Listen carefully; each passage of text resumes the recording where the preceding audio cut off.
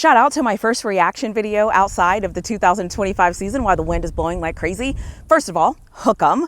And also, thank you, Sark, for coming out in this game and opening it up like I thought you were going to open up Ohio State, but whatever. I'll get into this offense as we get into this video. In my personal opinion, this offense doesn't look in sync. Nothing looks good with this Texas offense right now. Some people are going to look at the scoreboard and they're going to think everything is perfectly fine because Texas dominated in this football game, but this offense looks crazy. This offense actually looks discombobulated. We look discombobulated. I have no idea what is going on with this offense, and I will be honest and tell you that this offense looks exactly like it did last year. Nothing new, nothing different, nothing dynamic. We're not running the football when we should run the football. We're just doing a lot of things, in my opinion, that don't make a lot of sense. So I don't know what is going on with Sark in this offense, but it is what it is, I guess. The other thing I will say is Arch Manning is still here. He's still human. And guess what? He's doing some good things. He's doing some bad things. He's doing some crazy things. He's doing some things that don't make sense. And at the end of the day, I like that for him. I have said all off season and when the season started, I need to see him in there doing some different things. I need him to learn. I need him to get better.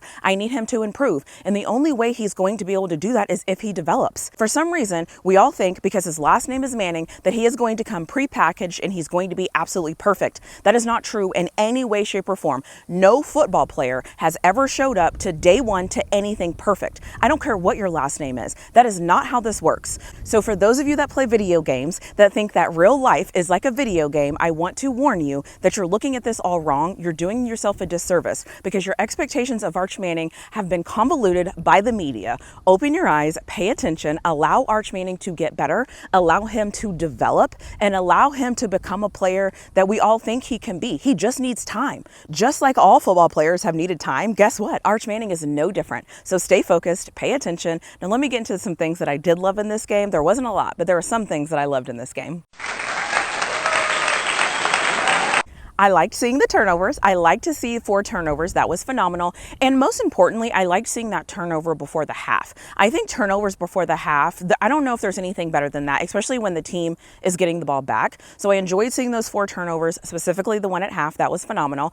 I also enjoyed a 47-yard field goal. You know what was crazy? When he lined up to kick the field goal, I knew it was going in. I don't know how I knew it was going in. I just felt a different feeling than I used to feel last year when we used to line up and kick field goals. And that was new for me. So shout out to our field goal kicker. Texas also got a holding call. You all know how I feel about those holding calls. You know, I cheer for 2 teams that have really solid defensive lines. One of those being the Pittsburgh Steelers, the other one being the Texas Longhorns. And every team struggles to get holding calls on the defensive line. And so anytime my team gets a holding call, I will accept it. So Texas got a holding call, so shout out to them for that. The other thing I'll say is this defense continuing to step up. This defense only given up 7 points. This defense only given up 7 points. And when this offense continues to be a liability, and when this offense continues to put them in bad situations. So shout out to that defense for stepping up and doing what they're supposed to do. Kudos to them. 7 points for 4 turnovers.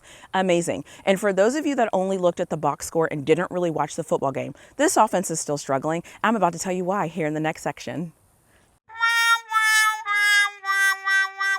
The entire offense needs a deep breath. The entire offense is a liability. The entire offense looks so discombobulated, so unorganized. I don't know what is going on. And I get it. You have a new quarterback. You have a new offensive line. The quarterback and the coach have to learn each other. However, undisciplined, undisciplined, undisciplined.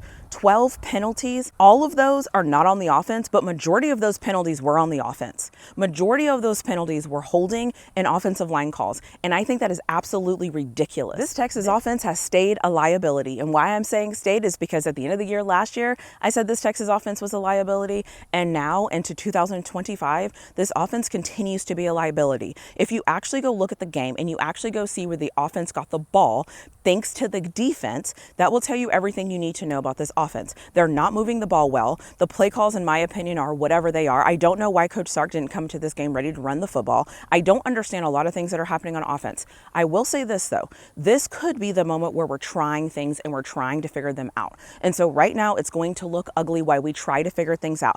As a football watcher that prides myself on being a disciplined football watcher, I understand that.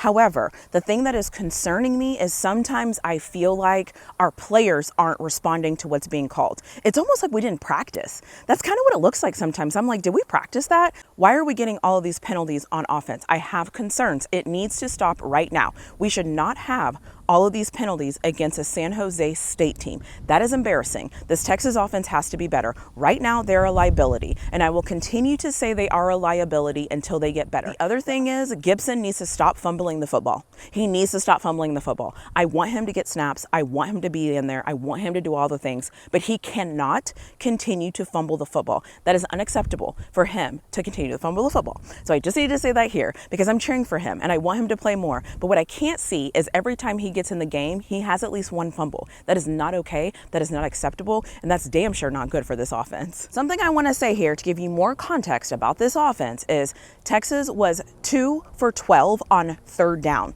The Texas offense against San Jose State was 2 for 12 on third down. That is not good. That is not good. That is not acceptable. And when you're telling me that our team is more talented than their team and you only are 2 for 12 on third down, it's not great. The penalties aren't great. It's undisciplined football, and that is undisciplined on Coach Sark's side of the football. Unacceptable. 2 for 12 on third down. Unacceptable. Fumbling, unacceptable. Arch Manning is developing. I'm okay with the developing. Because he's developing, I need to see some better things. I will say, I will concede that this is game 2, right? This is game 2. I understand that. And we, like I said before, we have a new offensive line, we have a new quarterback, and we have some newness that we're working out. What I can't understand, though, is why does Sark get in games and he gets away from running the football? I think running the football would help this offense, but we get away from it and then we get very pass happy. So those are the things that I'm looking at where I told you in my preview. Sometimes it's not just about winning the game. Yes, you want to win the game, but you also want to do things that you think are creating good habits, that you think are going to help you as you move forward. What is not going to help us is a stale offense, being 2 for 12 on third down, and penalties on offense. That is absolutely not going to help us. So we have to fix that. We have to fix it right now because at this point it is becoming a problem. The other thing I want to say here, and I've never been a football coach, but I'm just going to say it, I think we rotated in some of our younger guys too early in the second quarter. I could be wrong, I could be off, but I wanted to mention it here just in case somebody else felt that way because I felt that way. The other thing I want to know is why is Ryan Niblett returning punts in kickoff? Like, do we not have a better guy at the University of Texas to return punts and kickoffs? Like, what are we doing? Why is he the guy that we've decided to do that? And that's not a knock on him. I just don't see him as being fast, twitchy, all of the things that you want a returner to be. I don't know what is going on with that. I don't know why he is the guy that's back there. So I'm calling it out here because it's very weird to me. I also, finally, again, on this offense, I don't know why the plan wasn't to run the ball more.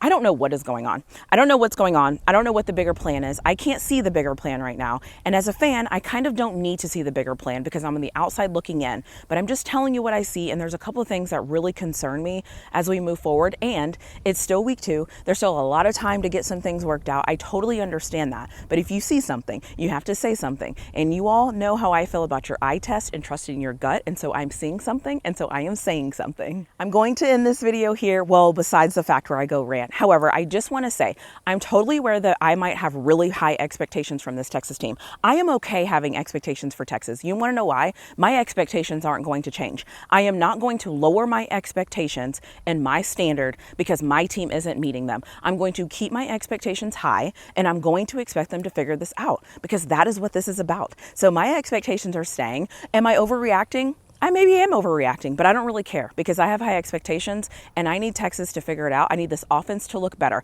I have nothing to say about the defense besides Colin Simmons, and I'll get to that in a second. However, hopefully next week it looks better. Hopefully next week we can fix some things. And I don't want to see Ryan Niblett back on receiving kicks or punts anymore, but that's just how I feel. So I'm going to rant on the other side of this like I will do every week. Hook 'em, and I'll see you on the other side of this. So there's 2 things I'm paying attention to that I just wanted to mention here. The first thing I'm paying attention to is Colin Simmons, because I need Colin Simmons to take a deep breath and I need him to remember who he is. And why I'm saying that is because I'm seeing him in games almost get anxious. And I think that he feels like every single play, he's supposed to make a play. And that's not necessarily true. He needs to make people's jobs a little harder. And I think sometimes when you come in and you're a freshman and you have a great season as a freshman, you naturally raise the expectations for yourself and for your play. However, lately Colin Simmons doesn't look great and he has penalties that he should not have. So I need Colin Simmons to take a deep breath. I need that coaching staff staff to help him take a deep breath, and that's the first thing. The second thing I'm going to say is just injuries. As we're playing these next few weeks, as we're playing this other competition, I am going to be focused on injuries, because I think the injuries is the one thing that worries you when you're playing against lesser competition, because guys need to play, they need to get reps. However, there's a 100% injury rate in football, and so I'm going to be paying attention to these injuries. I hope it doesn't mean anything. I hope it's just a moot point. I saw 2 starters go out today because of injuries. I think they would have come back if it was a bigger game. I also realized that there's a lot of starters that didn't play because of injuries, so I'm hoping that the injury thing is just something that we're managing and it's not an issue, but I'm definitely paying attention to it. Anyways, as always, let me know what you think in the comment section below. Hook 'em, and I'll see you in my next video.